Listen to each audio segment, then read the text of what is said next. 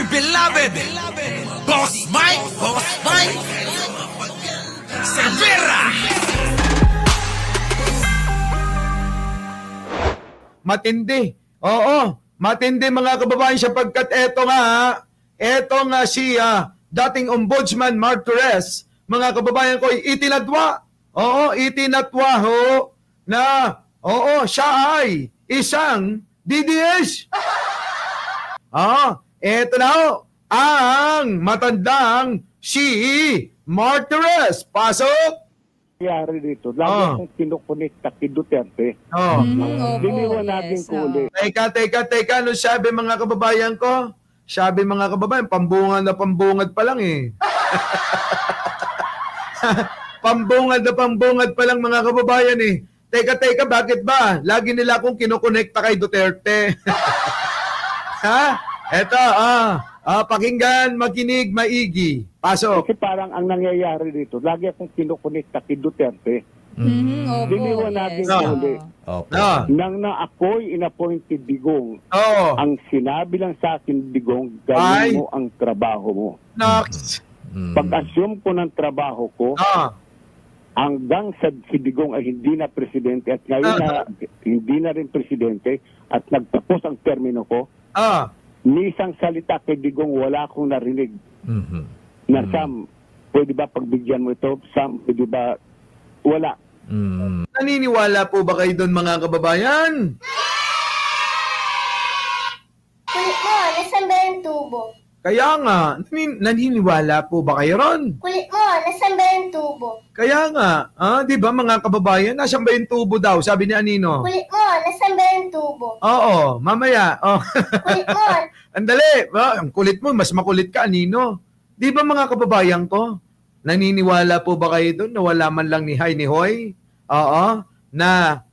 Martires, absueltuhin mo na si Villanueva, ha?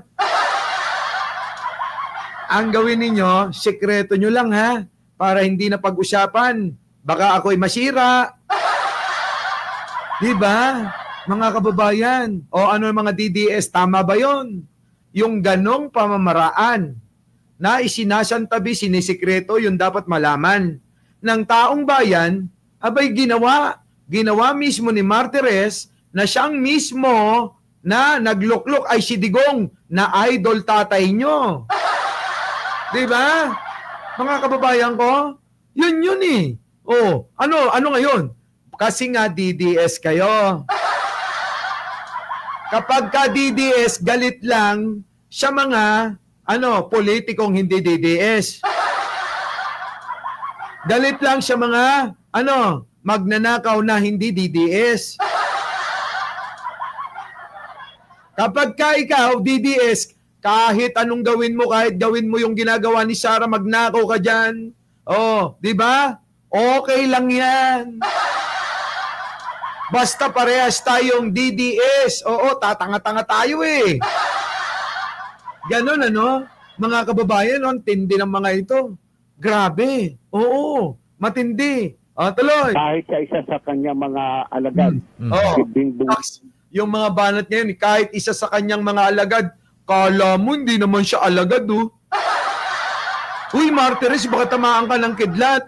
Di ba ikaw alagad din ni Duterte? Di ba? Boss Mike, hindi kriminal ang mga tatay natin, no? Di tulad, oo. Totoo yan. Oo. Tuloy. Si Gandea o si Bongo, walang sinasabi na boss. Sabi ni Presidente, pwede mo bang Kaya doon ko nire-respeto si Presidente Duterte. Yung mga mga kababayan, etong mga ito, tumanda na, sinungaling pa rin. Ay, nako, ikwento nyo kay Anino. Kulit mo, nasan ba yung tubo? Diba? Kulit mo, nasan ba yung tubo? Ang dali lang, Anino. Diba? Kwento nyo kay Anino yan kung paniniwalaan niya yan. At ipapagsintabi ko sa iba, Kulit mo, na wala nasan akong ba yung tubo? pinakiusap sa akin. Hindi ako diehard Digong, hindi ako DDS. In fact, Kita nyo, hindi raw siya DDS. Matindi mga kababayan, itinatuwa na ho si Digong. Alam nyo na ngayon mga DDS, si Martires daw ay hindi DDS. Siyempre, wala na yan. Ayawan na. Ayaw ng malink ni Martires kay Digonyo. Alam ni Martires na shoot sa banga si Digong. Maraming mga politiko ngayon, mga kababayan, tandaan nyo yung sasabihin ko.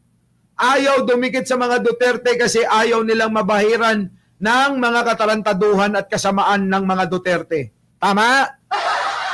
Tama ba, Nino? Tama? Oh, tama. Kamo, tama. Yun na nga. Diba? Sino ang lalapit ngayon sa mga Duterte? Kung mababahiran ka ng ng kanilang mga dumi. Oh, mga kababayan. Babahiran ka ng dumi nila kapag kadumikit ka. Oo, kahit makipag-usap ka lang, mga kababayan, sigurado, mahawa ka sa mga baho ng mga bunganga nila. Diba? Yan yun, mga kababayan. Ha? Hindi literal na mabaho, hindi lang literal na mabaho bunganga nila, kundi pati yung lumalabas sa bunganga, ang babaho talaga. Diba, no? Yan, nako. Kaya nga ho, ultimo, ultimo, mga kapwa nila Bisaya, ayaw na. Kaya mga kababayan, yung sinasabi nila mga kababayan na lahat kaming mga Bisaya ay solid DDS.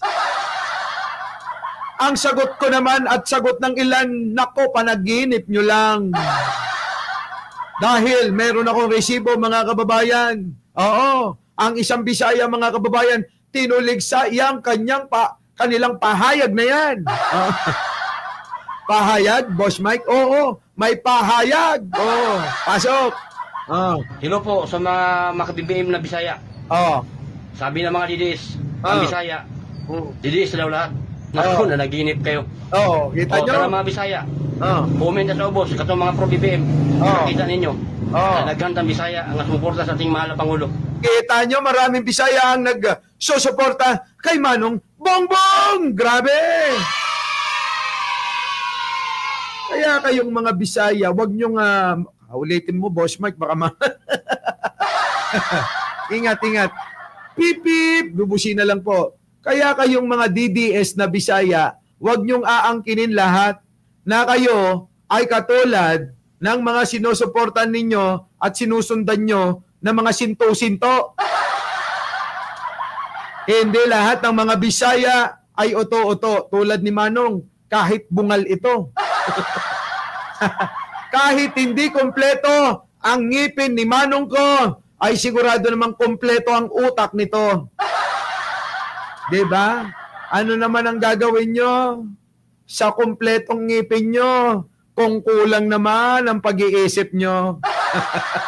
Diba? Si Manong ko, pasok nga Manong. Na naginip kayo. Kita nyo, bungal pa yan ha. Tara mga Bisaya. Kita nyo? Para daw, hinahamon kayo mga Bisaya. Si Manong mga kababayan ha. Ayan ha. Kahit na dalawa na lang ngipin niya. Laban yan, BBM. BBM. Yes, tama. Proud Bisaya.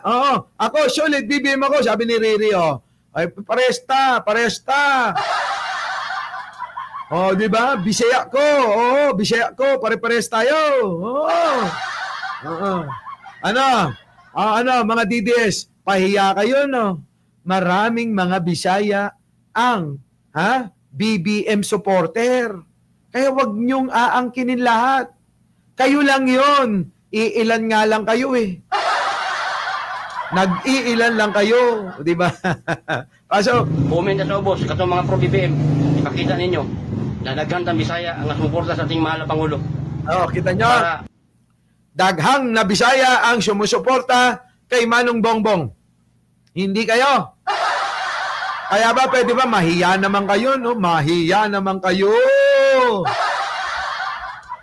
Hindi kayo marunong mahiya. Ang kakapal ng inyong pagmumuka. Huwag nyo nang idamay kung gusto nyo. Kung gusto nyo si Inday, huwag nyo na kaming idamay. Di ba? Mga kababayan ko? Yan. Di ba?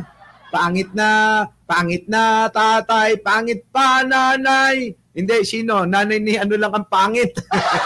Teka, pangit na tatay, pangit na nanay. Kung gusto nyo kay Inday, wag nyo na kaming idamay. Ayos. Oh, grabe. Boss Mike, libre na yan ng Paul Steed. Oh, grabe, no? Daghan yun. Bisaya, suporta kay PBBM, solid, di ba?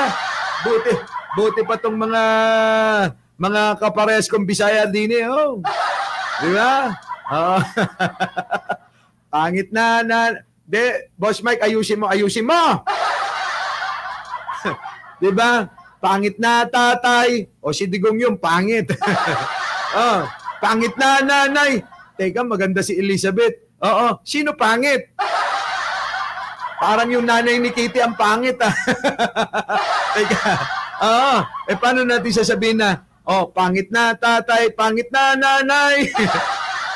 Kung gusto nyo kay Inday, wag nyo na kaming idamay. Palastik, mga kababayan. Ito na. Hindi nila masabi na lahat ng Bisaya ay didiis na. Correct. Yan ito to. Yan ang totoo. Sabi ni Manong, totoo naman yung sinabi. Baka nakakalimutan nyo, tignan nyo si Manong din Manong! Nasaan ka na, Manong? Manong! Eto, tignan nyo mga kababayan, ha? Tignan nyo si Manong Bongbong, mga kababayan ko. Hala ka!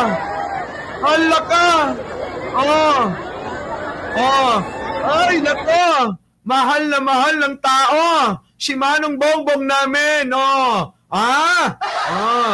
tingnan nyo mga kababayan, hala ka! Manong! Diba? Grabe ko. Kung makayakap kayo, lagot kayo kay First Lady. Diba? Sabi ni Vivian Perez, best for President BBM. Kita nyo? Diba, no? Vivian Perez, tignan nyo naman si Manong, napakabait, napakagwapo.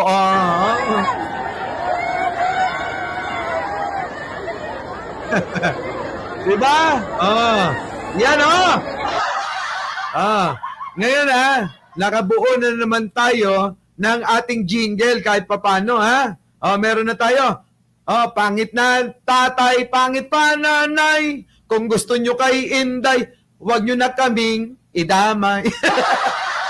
Pwede. Eto mga kababayan, baka kala nyo, tsamba lang yan. Hindi mga kababayan ko. Hindi tsamba ito. Mga kababayan, baka kala nyo, tsamba yan. Hindi. Nasaan na ba yung iba, Boss Mike? Oo nga, nawala na. Si Inday naman kasi pakita mo. Inday, pasok! Naku, Diyos ko, mga kababayan ko, tignan nyo tignan nyo. Makakapranggot na lang mga kababayan. Tignan nyo, si Inday, kakapranggot na lang, wala na. Putik na yung mga tao nag-uuwian na. Nung si Inday umakyat sa entablado, yung mga tao kakaprasyo, abay nag-uwian. Diba? Ito na.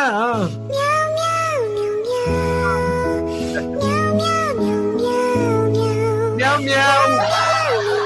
Meow, meow, Inday. Wala na. Si Manong. Bongbong. Hindi, ito talaga yung totoo dyan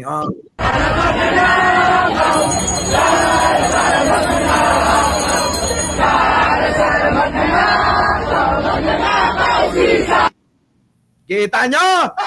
Isa pa, Boss Man!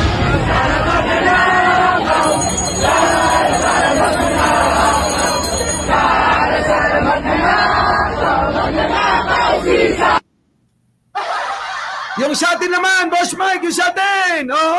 Pangit na tatay, pangit na nanay. Kung gusto nyo kay Inday, wag nyo na kaming idamay. Eto ba, pasok! Dali!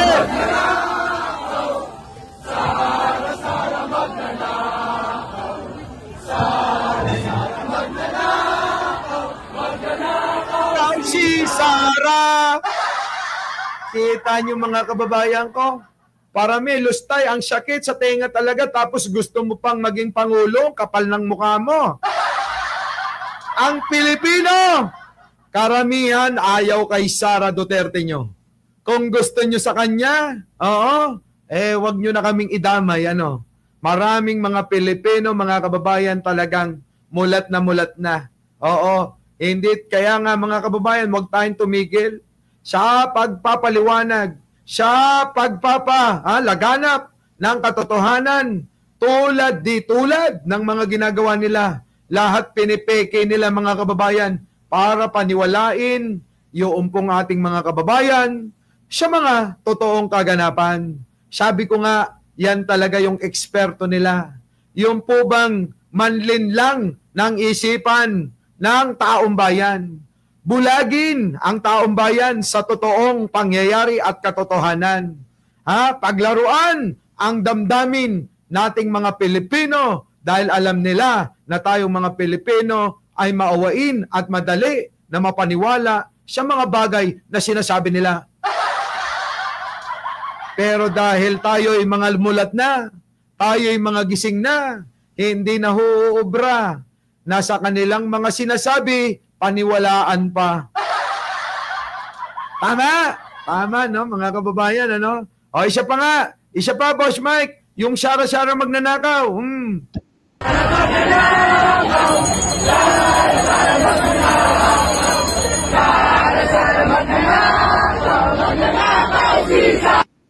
Kita nyo? Si Manong Bongbong, ipasok mo, Boss Mike. Kita nyo, grabe. Lami. Grabe, no? Si Pangulong Bongbong, dinaig pa artista. Kahit saan magpunta, pinagkakaguluhan siya. Ganyan po ang totoong mahal ng taong bayan. Hindi po mga kababayan, yung katulad ni Sara, nasa entablado na, mukha pa ring tanga. Balikan po natin, itong si Martires. Pasok! Respeto si Presidente Duterte at ipapasintabi ko sa iba na wala akong pinakiusap sa akin. Hindi ako diehard digong, hindi ako DDS. Hindi daw siya diehard digong, hindi daw siya DDS. So ayawan na nga, bitawan na. Wala na.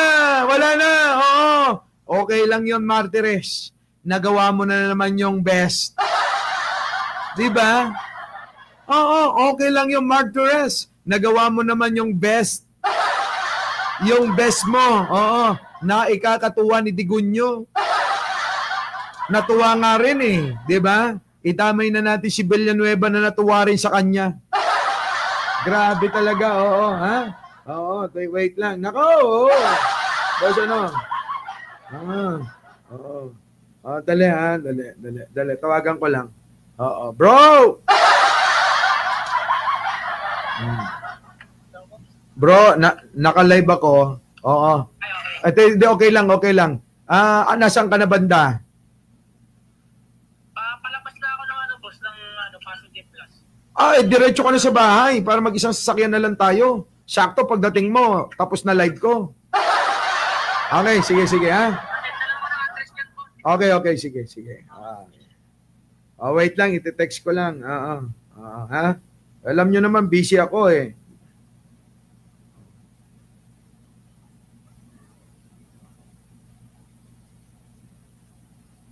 Yun, Yun, okay. Ayos! Diba? Tuloy natin.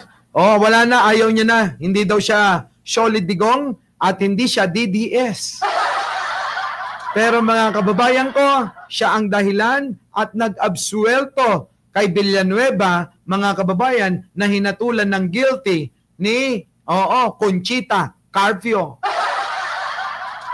Na para bang mga kababayan ay mga multo na hindi natin naramdaman yung issue.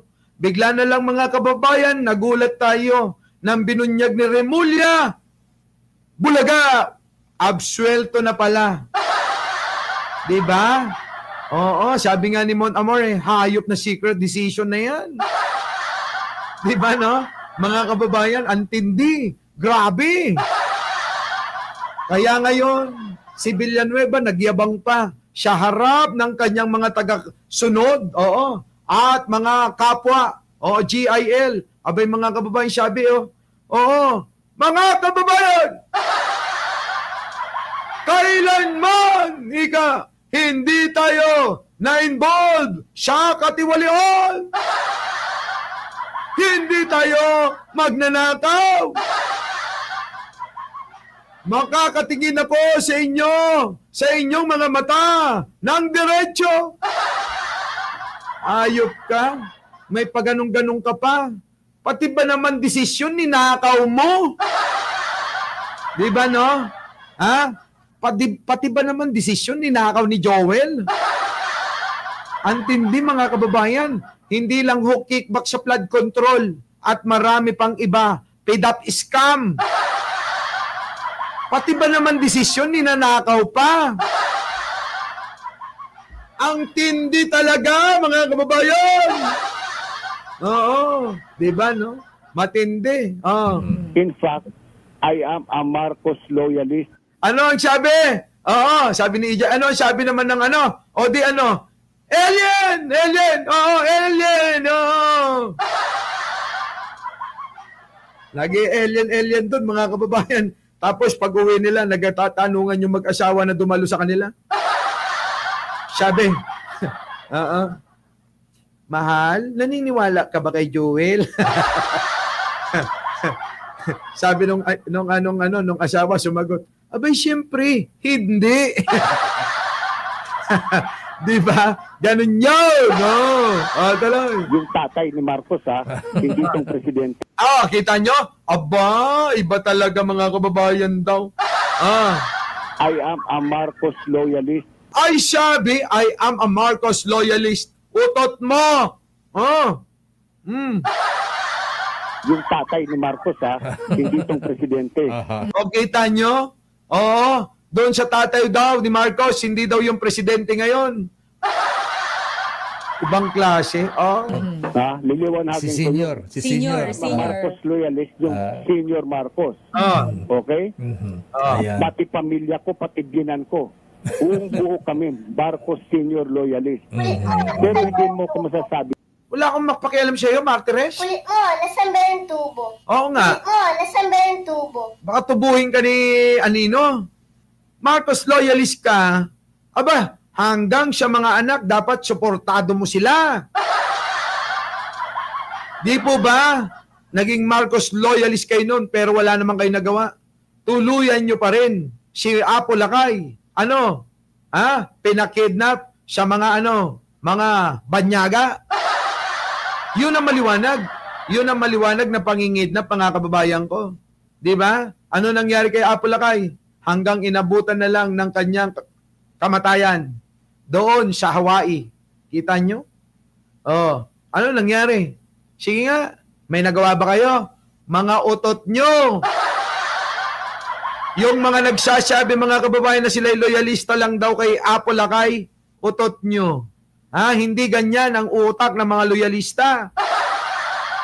Kung loyalista ka, hanggang sa kaapu-apuhan, loyal ka sa kanila. Ganon.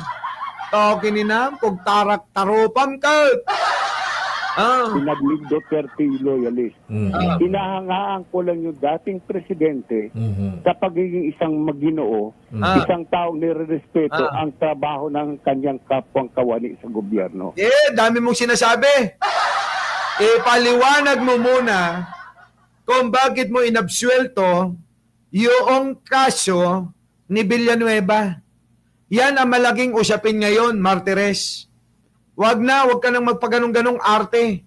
Yung drama na ako'y dating loyalista ni Marcos Sr., hindi yung Marcos ngayon, Utot, mga kababayan. Minsan, mga kababayan, yung ganun, alam nyo. Diba? Dolly Babes Castro. Leonora Brown. Ano? Diba? Kung full-blooded loyalist ka, dapat loyalist ka. Hanggang ngayon, Hindi magbabago yun. Hindi magbabago. beloved, Boss Mike, Boss Mike.